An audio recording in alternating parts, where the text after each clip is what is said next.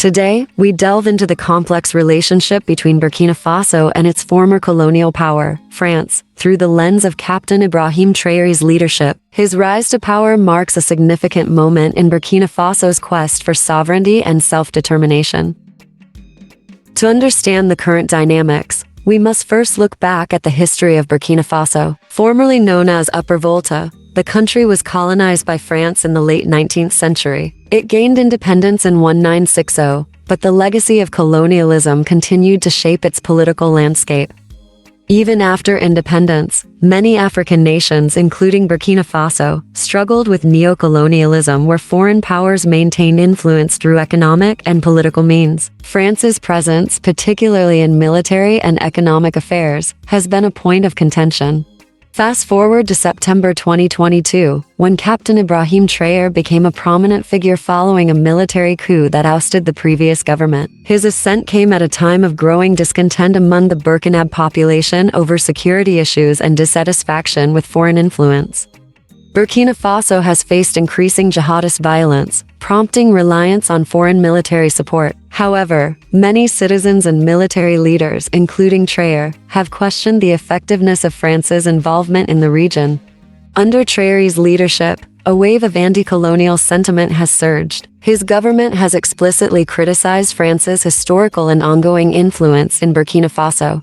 Traoré has called for a reassessment of military cooperation with France. He believes Burkina Faso should take full control of its security strategy, moving away from dependence on foreign troops that have failed to provide effective solutions.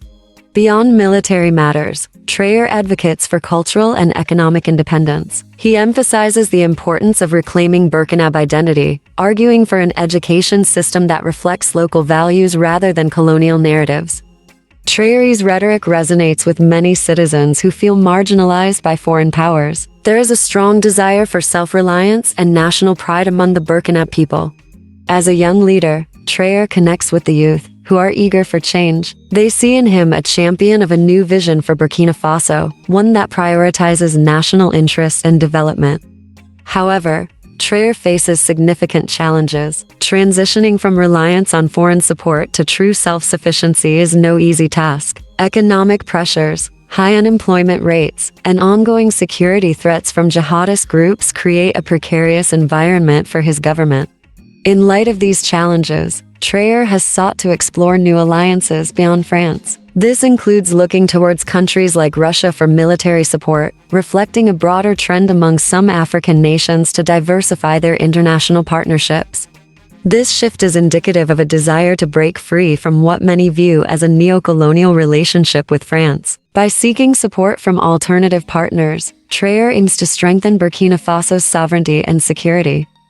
What was done with Thomas Sankara of Burkina Faso or Muammar Gaddafi of Libya when they announced to distance themselves from the West and join the West's enemies? Well, in one way or the other, they were assassinated. Both were wiped out using betrayers from inside the country, ultimately removing the threats that could end the West's hegemony. And guess what? Burkina Faso's current president, Ibrahim Traoré, is not only precisely following the policies of Sonora, but going even further. Instead of just announcing he is getting closer to Russia and North Korea, importing weapons and calling Russian soldiers to train Burkina Faso's army. For the West, it's a nightmare because Ibrahim Traoré can ignite a chain reaction, encouraging other African countries to do the same. That's why for the West, Ibrahim Traoré has to be taken care of. Until now, there have been various attacks on him and coups to overthrow him. It was not known who was doing all that and who was behind the closed doors pulling the strings. Welcome to a new episode of Facts About Africa channel, where we talk about Black African history, culture, arts, and civilization. It's a place where you will see the real picture of Black Africa, its stories, and the events defining it. In this episode, we will tell you who really was behind the coup attempts against Ibrahim Traoré and which country was backing them. Let's get started. The man behind the attempted coup and attacks on Ibrahim Traoré is Paul Sandaou DBA, who briefly served as the president of Burkina Faso after leading a military coup in January 2022, which removed then-President Roch Marc Christian Kabore from office. DBA rose to power with promises to tackle the country's growing insurgency, a pressing issue for the people of Burkina Faso. However,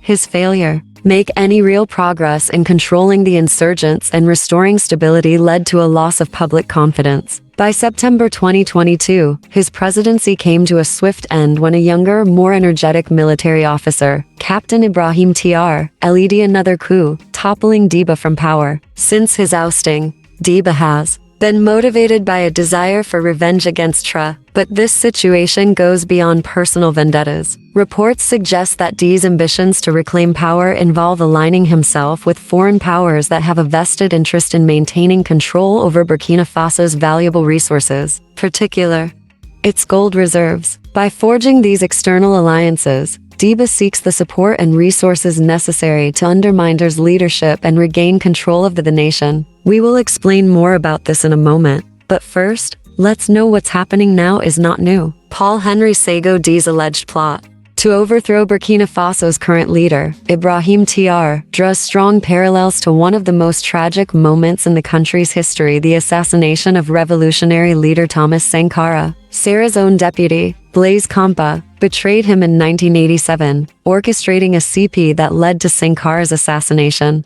and Compaoré's rise to power. The story of Compaoré's betrayal is etched into Burkina Faso's history as he took advantage of his proximity to Sonora to seize control and impose a long authoritarian rule. Similarly, Deby's attempt to remove Traoré from power appears to follow the same pattern of betrayal from within. Seems to be taking a page from Compaoré's book by attempting to eliminate his successor through internal plotting. What's different this time is that Traoré was fortunate to survive the alleged assassination plot, while Sonora tragically was not. If Deby's plan had succeeded, Burkina Faso might have seen a repeat of its 198-7 coup, where a former ally of the president used betrayal as a stepping stone to power. However, his power and the loyalty of his security forces likely protected him from falling into the same trap that claimed Sankara's life. But how did all this happen? Well, Paul-Henri Séguin Deby has been caught red-handed plotting to overthrow his successor, President Ibrahim. On what Ibrahim Traoré should do to ensure his security and survival. To do what Thomas Sankara gave his life for. Do you want to watch more videos like this one? If yes, subscribe to our channel and press the bell icon next to it. We bring videos on facts about Africa, rich arts and culture and things too.